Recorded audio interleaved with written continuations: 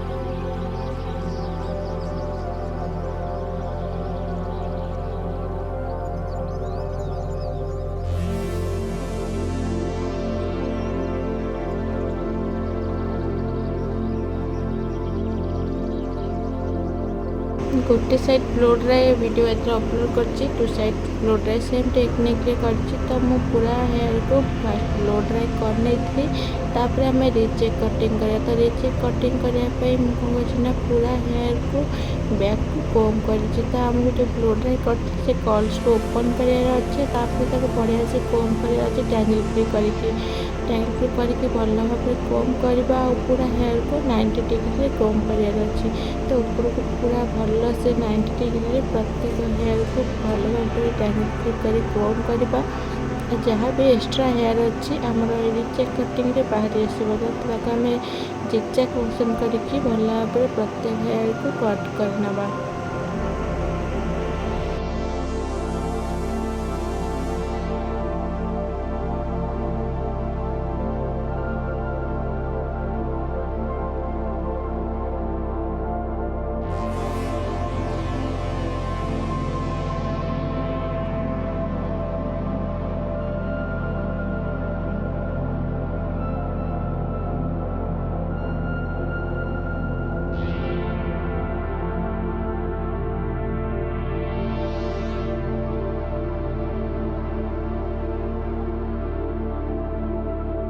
तो आपण मैंने देखिपे आम हेयर कटिंग फाइनल लुक। तो आपण मानक हेयर कटिंग फाइनल लुक केमिति लागला मत कमेंट कर निश्चय कहे। भल लगे लाइक करने। जदि मो चैनल नुआ अच्छी ताहले मो चैनल को सब्सक्राइब करने को जमा ही भूलें। प्लीज सब्सक्राइब करने चैनल को, प्लीज वीडियो को लाइक करने।